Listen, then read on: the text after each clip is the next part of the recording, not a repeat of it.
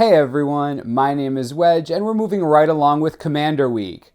Today we'll look at Nature of the Beast, the Naya Commander deck. True to its colors, the deck draws from the 5-powered creatures theme that defined Naya and Shards of Alara block. And the deck is full of big creatures, including its commander and potentially biggest one, Marath, Will of the Wild.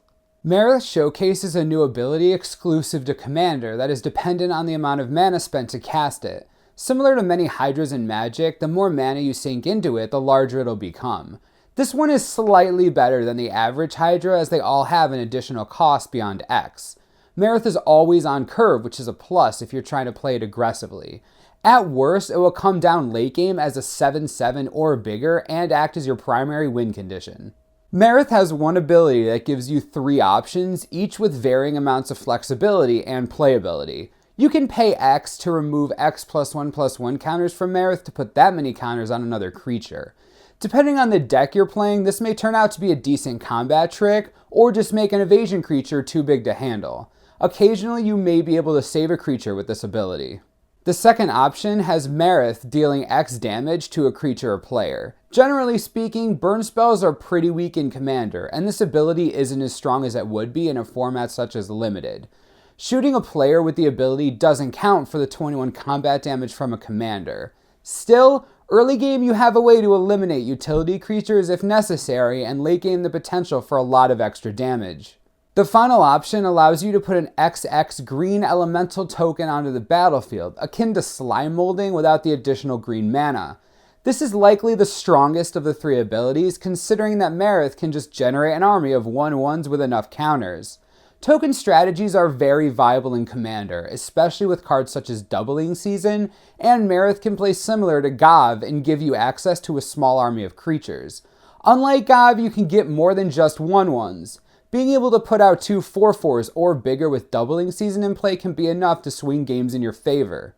Having open mana with Marath is key, as you want as much flexibility to use its abilities as possible. It will force some players into deciding if tapping out is correct, at risk of losing Marath without activating it.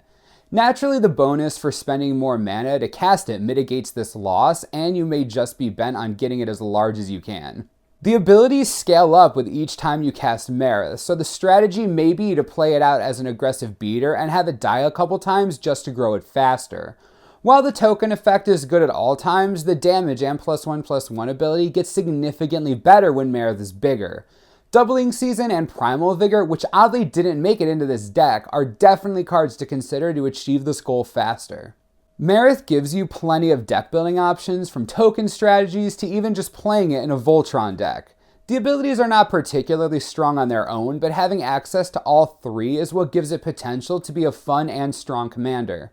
As mentioned above, Nature of the Beast is built around the Naya theme of creatures with power 5 or greater.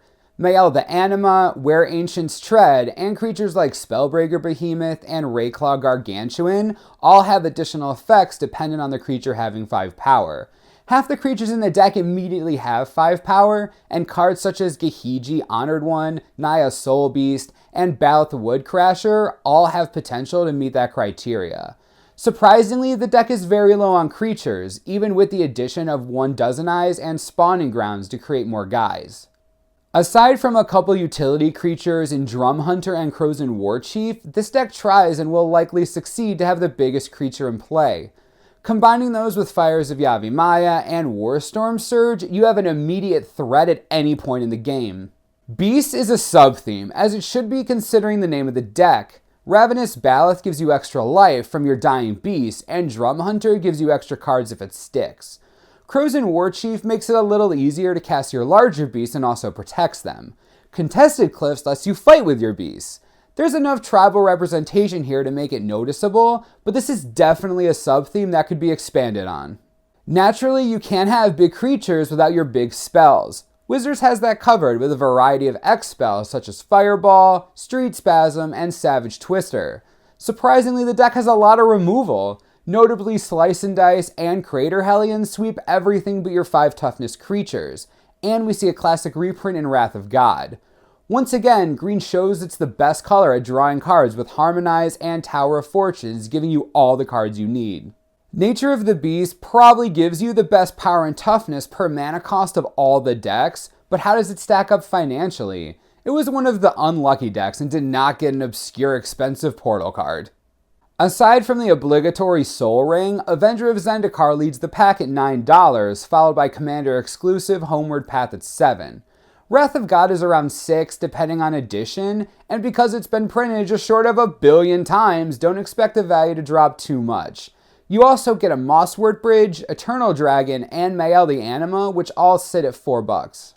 In terms of new cards, Gahiji will likely be worth a couple bucks as a novelty commander, and From the Ashes is a slightly worse ruination that will likely see Commander play. Restore may be the best new card in the deck and could potentially see constructed play or a reprint. In most cases, you're buying this deck just to beat on people with big creatures and not so much make a quick buck. There are decent cards in the deck, but the value just isn't there, especially with the reprints. Any commander that involves +1/+1 counters or tokens plays Doubling Season, and this is no different. Marath only gets better with more counters, and being able to turn him into a better Apocalypse Hydra is too good to pass up. You can also grow Marath even bigger with Doubling Season in play and put twice as many guys into play with the ability.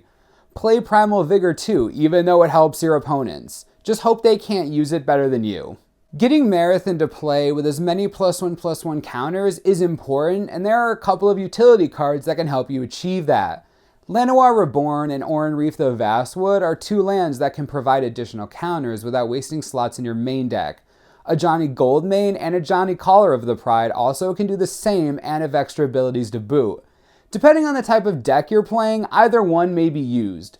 Goldmane is better for tokens, Caller of the Pride is better for beatdown or Voltron strategies. Forgotten Ancient is another interesting card that can generate +1/+1 counters at a fast rate. In a 3-player game, it can soak up counters quick, then moving them all onto Marath or spread across all your creatures. You may just randomly beat in with it as well.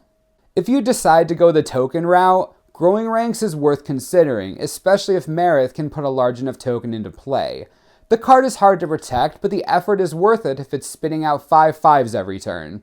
Marath and its abilities are increasingly expensive, so producing massive amounts of mana is key. Mana Reflections and Mirari's Wake are 2 of the best ways to accelerate your beasts into play. If you have deep pockets, go out and buy a Gaia's Cradle. They are great in creature decks. Sakura Tribe Elder and Skyshroud Claim won't double your mana, but they will fix colors and get you your top end faster. Nature of the Beast likely isn't the best commander deck, but it definitely could be the most fun out of the 5. The build can be improved on significantly, and Marath gives you the opportunity to smack some people around with gigantic creatures. This deck looks pretty cool. Let me know in the comments below if you plan on picking this one up. As always, subscribe for the latest and most reliable Magic the Gathering information you could ever need. This is the Mana Source, I'm Wedge, thanks for watching and we'll see you next time.